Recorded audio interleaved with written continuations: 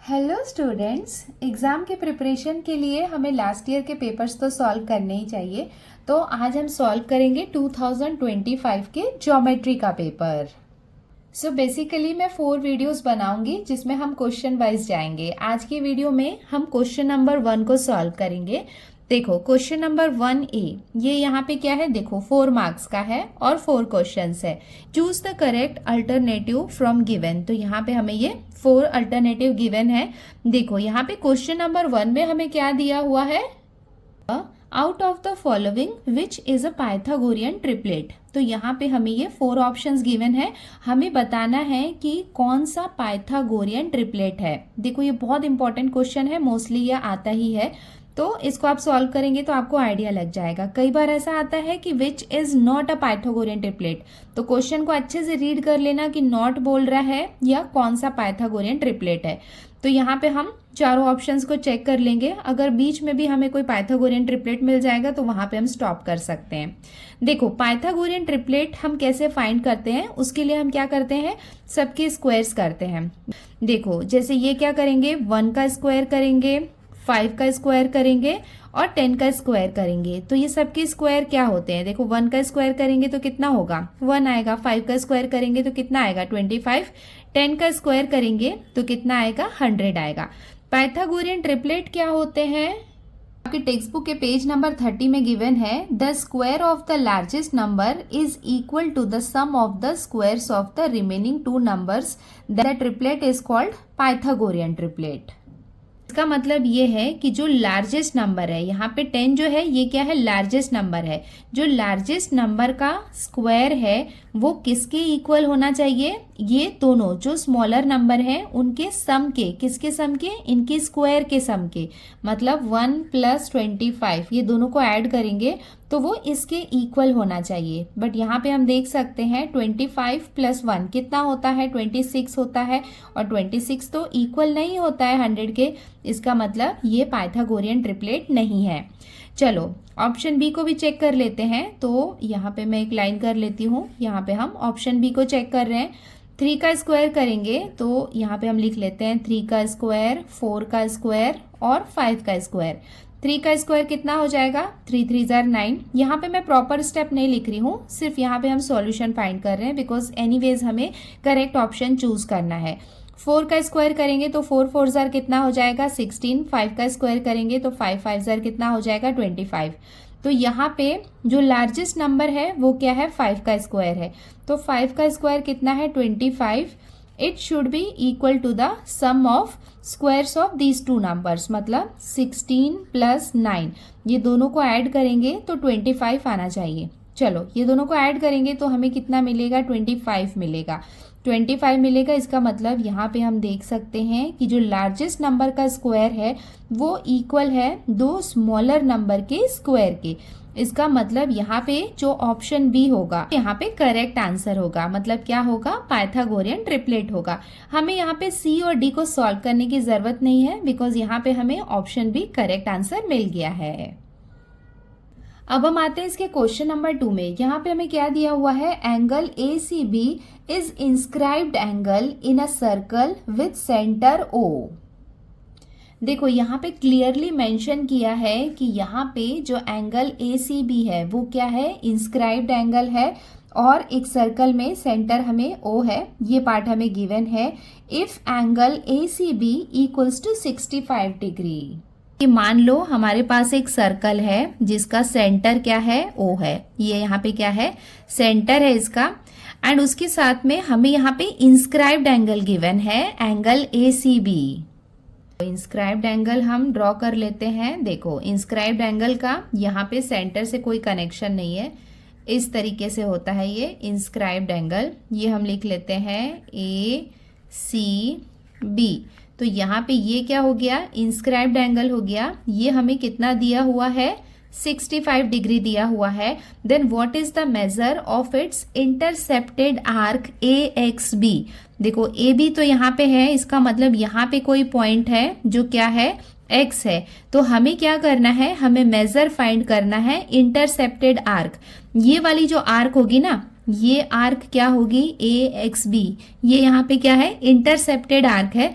इसका मेजर कितना होगा ये हमें फाइंड करना है। देखो आपके पेज नंबर 66 में इंस्क्राइब्ड एंगल थ्योरम हमने पढ़ा था।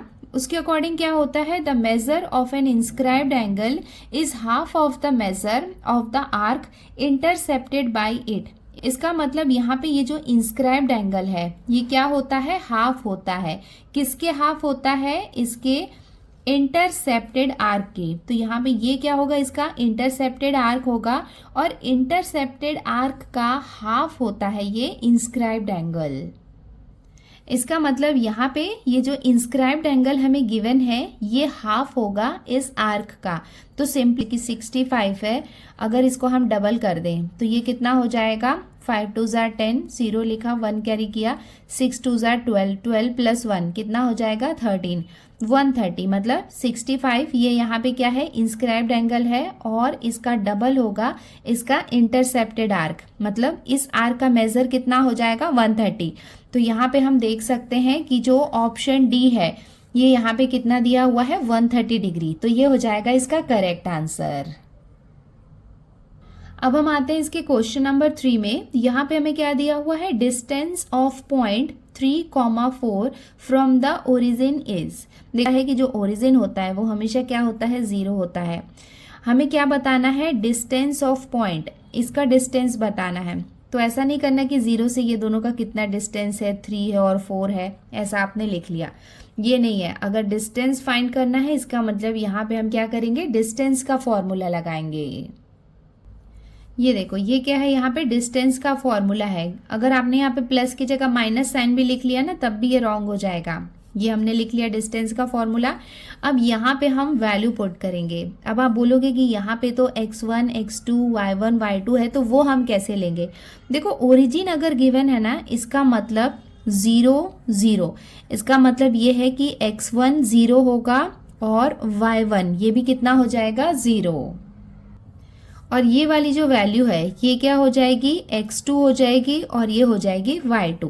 चलो वैल्यू यहाँ पे पुट करते हैं, x2, x2 कितना है 3, तो यहाँ पे हम लिखेंगे 3 माइनस x1 कितना है 0, तो ये हो जाएगा 0, और ये हो जाएगा इसका स्क्वायर, प्लस y2, y2 कितना है 4 है, माइनस y1 कितना है 0, एंड ये हो जाएगा इसका square, equals to square root हम लिखते जाएंगे। 3 में से 0 माइनस करेंगे तो हमें कितना मिलेगा 3, तो ये हो जाएगा 3 का स्क्वायर, प्लस 4 में से 0 माइनस किया तो हमें कितना मिलेगा 4, तो यहाँ पे आ जाएगा ये 4 का स्क्वायर, इक्वल्स टू 3 का स्क्वायर मीन्स 3 3 ज़र कितना हो जाएगा 9, प्लस 4 का स्क्वायर मीन्स 4 4 ज़र 16, इक्वल्स टू 16 प्लस 9, ये दोनों को ऐड करेंगे तो हमें कितना मिलेगा 25।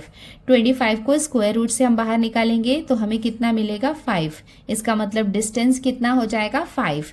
तो ये देख सकते हैं कि ऑप्शन में -5 भी हमें गिवन है, बट ये करेक्ट आंसर नहीं है। इसमें जो ऑप्शन सी होगा 5, ये हो जाएगा इसका करेक्ट आंसर। अब हम आते हैं इसके क्वेश्चन नंबर 4 में। यहाँ पे हमें क्या दिया हुआ है, if radius of cone is 5 centimetre. The radius देखो r हमें गिवन है and its perpendicular height is 12 centimetre. Perpendicular height h ये कितनी गिवन है हमें 12 centimetre. Then the slant height is, slant height मतलब इसको हम l से रिप्रेजेंट करते हैं। देखो यहाँ पे ये क्या होता है, ऐसा एक कोन होता है, तो ये हम यहाँ पे बनाते हैं कोन। वैसे बनाने की ज़रूरत नहीं है, यहाँ से लेके यहाँ तक ये क्या होता है r होता है, मतलब रेडियस होता है। और ये वाली जो हाइट होती है ये होती है h जो हमें गिवन है, और ये वाली जो हाइट होती है इसको हम कहते हैं l। ये क्या होती है, स्लैंट हाइट होती है जो हमें फाइंड करनी है। हमें यहाँ पे पता है, हम देख सकते हैं कि यहाँ पे परपेंडिकुलर है, मतलब यहाँ पे हम पाइथागोरस लगा सकते हैं। तो ये कितना हो जाएगा, l square equals to h square plus r square equals to h कितना है 12, तो ये हो जाएगा 12 का स्क्वायर प्लस आर मतलब 5, ये हो जाएगा 5 का स्क्वायर इक्वल्स टू 12 का स्क्वायर मीन्स 12 जार कितना हो जाएगा 144 प्लस 5 का स्क्वायर मीन्स 5 जार 25 इक्वल्स टू ये दोनों को ऐड करेंगे तो हमें कितना मिलेगा 169। तो ये किसकी वैल्यू है एल स्क्वायर की वैल्यू है। एल की वैल्यू हम निकालेंगे तो हम क्या कर सकते हैं स्क्वायर रूट लगा सकते हैं। स्क्वायर रूट से 169 को हम बाहर निकालेंगे तो हमें कितना मिलेगा 13 एंड यहाँ पे यूनिट हमें गिवन है सेंटीमीटर में। इसका मतलब यहाँ पे ये जो ऑप्शन सी है 13 सेंटीमीटर ये हो जाएगा इसका करेक्ट आंसर।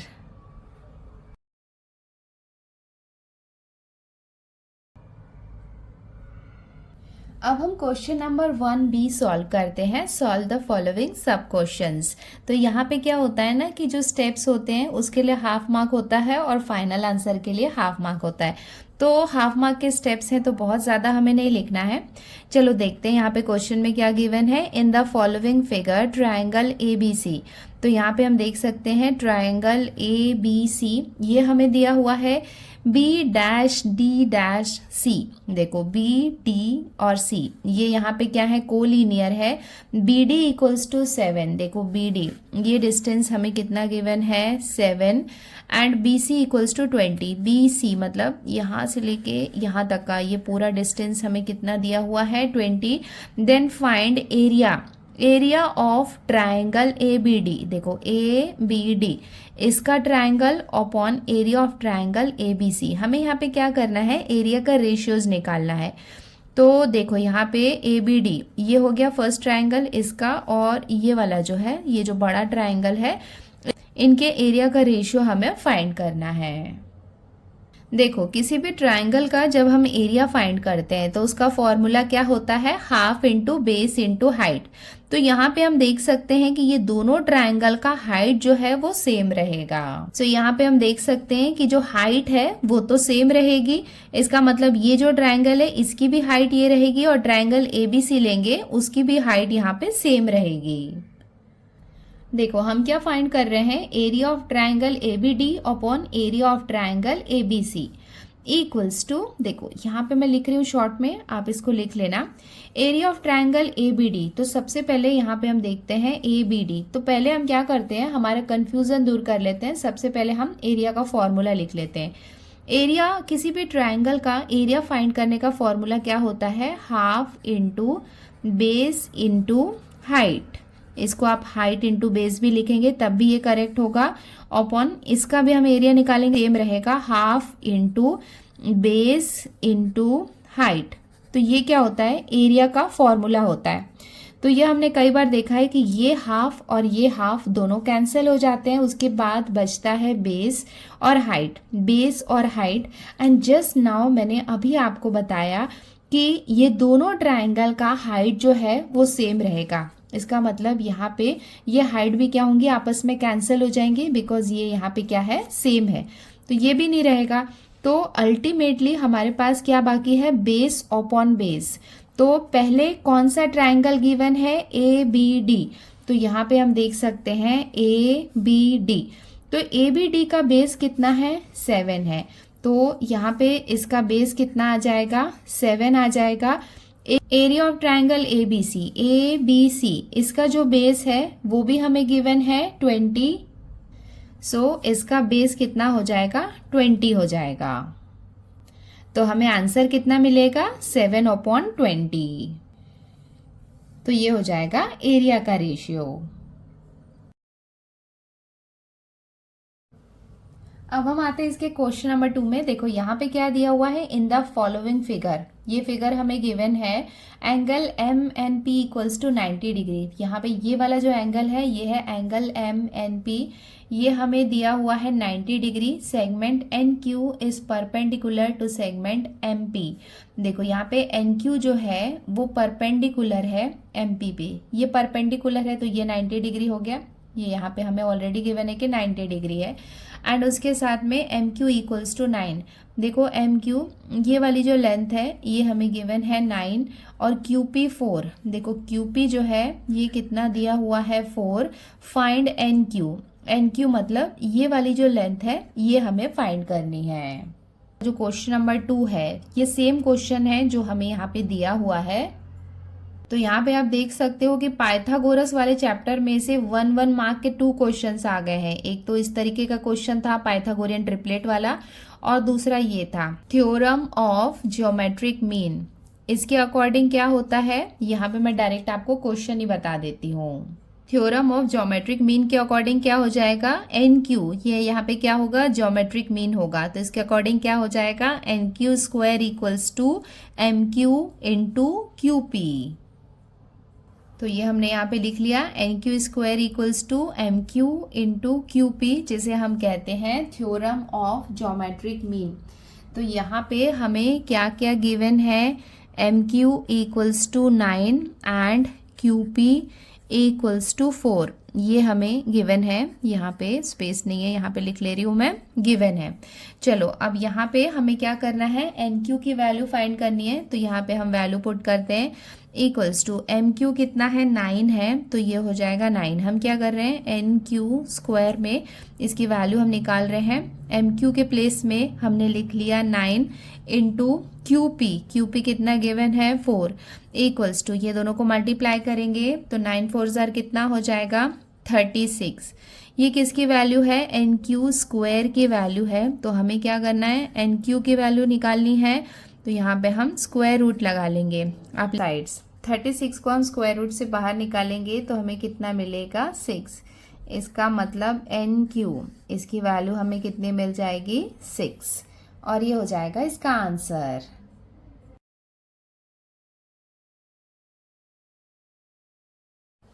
अब हम आ गए इसके क्वेश्चन नंबर 3 में। देखो यहाँ पे हमें क्या दिया हुआ है, angle made by a line with the positive direction of x axis is 30 degree, find slope of that line. देखो यहाँ पे ये वाला जो क्वेश्चन है प्रैक्टिस सेट 5.3 का, ये यहाँ पे देखो फर्स्ट क्वेश्चन है, सेम क्वेश्चन है बट यहाँ पे बस एंगल हमें 30 डिग्री गिवन है। इसका मतलब अगर मान लो ये एक्स एक्सिस और वाई एक्सिस है, ठीक है, ये हो जाएगा एक्स एक्सिस और ये यहाँ पे है वाई एक्सिस, और यहाँ पे ये वाला ये क्या है, यहाँ पे स्लोप है। तो हमें क्या बोल रहा है, angle made by a line with the positive direction of x axis is 30 degree. तो ये यहाँ पे क्या है, positive direction of x axis है। तो यहाँ पे ये जो एंगल है ये हमें गिवन है 30 डिग्री। हमें क्या फाइंड करना है, find slope of that line. हमें क्या करना है, यहाँ पे स्लोप फाइंड करना है। बहुत सिंपल है, आपने जब वो प्रैक्टिस सेट सॉल्व किया होगा तो जो स्लोप है, स्लोप को हम क्या करते हैं, एम से रिप्रेजेंट करते हैं। तो ये बहुत सिंपल है कि स्लोप एम जो होता है वो क्या होता है, टेन थीटा होता है। इसका मतलब जो 30 डिग्री है वो यहाँ पे ये थीटा की वैल्यू है। थीटा की वैल्यू कितनी गिवन है यहाँ पे, 30 डिग्री। और ये आपको याद रखना है कि स्लोप जो होता है, स्लोप यहाँ पे जो थीटा रहेगा वो हमेशा 10 थीटा रहता है। तो ये क्या हो जाएगा, 10 30 डिग्री। तो आपको 10 30 डिग्री का तो वैल्यू पता ही होगा। 10 30 डिग्री कितना होता है, 1/√3। तो आप फाइनल आंसर लिख लेना, देयरफॉर स्लोप इक्वल्स टू 1/√3, और ये हो जाएगा इसका आंसर। अब हम आ गए क्वेश्चन नंबर 1B के लास्ट क्वेश्चन में। इन cyclic quadrilateral ABCD, cyclic quadrilateral क्या होता है, मतलब एक ऐसा क्या है, ये यहाँ पे सर्कल है और उसके अंदर यहाँ पे क्या है, ऐसा एक क्वाड्रिलेटरल है, इसको हम बोलते हैं साइक्लिक क्वाड्रिलेटरल। यहाँ पे क्या दिया हुआ है, इसको हम जैसे यहाँ पे लेबल कर लेते हैं। यहाँ पे इसको हम ले लेते हैं ABCD। तो यहाँ पे इस साइक्लिक क्वाड्रिलेटरल में मेजर ऑफ एंगल A, ये कितना गिवन है, 100 डिग्री, ये हमें गिवन है। Then find the measure of angle C, हमें क्या करना है, एंगल C फाइंड करना है। देखो साइक्लिक क्वाड्रिलेटरल की ये प्रॉपर्टी हमें पता है कि opposite angles of a cyclic quadrilateral are supplementary. तो यहाँ पे हम देख सकते हैं कि एंगल A और एंगल C ये यहाँ पे क्या है, ऑपोजिट एंगल्स हैं। तो ये क्या होंगे, सप्लीमेंट्री होंगे। सप्लीमेंट्री का मतलब इनका सम कितना होगा, 180 डिग्री। सो इसका सॉल्यूशन हम कैसे लिखेंगे? Opposite angles of a cyclic quadrilateral are supplementary. ये क्या होते हैं? ऑपोजिट एंगल सप्लीमेंट्री होते हैं। इसका मतलब मेजर ऑफ एंगल ए ये हमें गिवन है और हमें क्या फाइंड करना है? मेजर ऑफ एंगल सी हमें फाइंड करना है। और ये दोनों यहाँ पे क्या है? ऑपोजिट एंगल्स हैं और ये आपस में क्या होंगे? सप्लीमेंट्री होंगे। इसका मतलब इनका सम कितना होगा? 180 डिग्री होगा। मेजर ऑफ एंगल ए हमें ऑलरेडी गिवन है 100 plus measure of angle C equals to 180 and measure of angle C equals to कितना हो जाएगा? 180 माइनस 100। यहाँ पे हम सब्ट्रैक्शन करेंगे तो हमें कितना मिलेगा? 80 degree. Therefore measure of angle C हमें कितना मिल जाएगा? 80 डिग्री। और ये हो जाएगा इसका आंसर। सो बच्चों, आज की वीडियो में हमने देखो क्या क्या सॉल्व किया। क्वेश्चन नंबर 1A यहाँ पे हमने क्या किए? इसके MCQs थे 4, ये हमने सॉल्व किया। उसके बाद 1B में यहाँ पे 4 क्वेश्चंस थे। ये भी यहाँ पे देख सकते हो कि ये यहाँ पे 4 मार्क्स का है, मतलब ईच क्वेश्चन जो होगा वो यहाँ पे 1 मार्क का होगा। तो यहाँ पे ऑप्शन नहीं है। Question number 1, question number 2, question number 3 and question number 4 ये हमने सॉल्व किया। सो आज के वीडियो में हमने सिर्फ क्वेश्चन नंबर 1 को कंप्लीट किया है। नेक्स्ट वीडियो में हम क्वेश्चन नंबर 2 सॉल्व करेंगे। आज के लिए आपको लास्ट 3 इयर्स के पेपर्स, मतलब कम से कम 3 इयर्स के पेपर, 5 इयर्स के नहीं भी कर पाओगे ना तो लास्ट 3 इयर्स के पेपर भी आप सॉल्व कर लोगे ना, लास्ट मतलब ऑलमोस्ट आपकी सारी पढ़ाई हो जाएगी। तो जब आप क्वेश्चन सॉल्व करेंगे तो उसके कॉन्सेप्ट को भी आपको ध्यान में रखना है, क्योंकि उसी तरीके के क्वेश्चन आते हैं। तो जब भी आप पेपर सॉल्व करोगे तो आपको वो कॉन्सेप्ट को भी याद रखना है। वो इम्पोर्टेंट, सिर्फ क्वेश्चन सॉल्व करना इम्पोर्टेंट नहीं है, वो कॉन्सेप्ट को भी आपको ध्यान में रखना है। तो नेक्स्ट वीडियो में हम इसके आगे के पार्ट को भी सॉल्व करेंगे। आज के लिए इतना ही, जल्दी मिलते हैं नए वीडियो में। Till then take care, bye bye and practice well. Bye.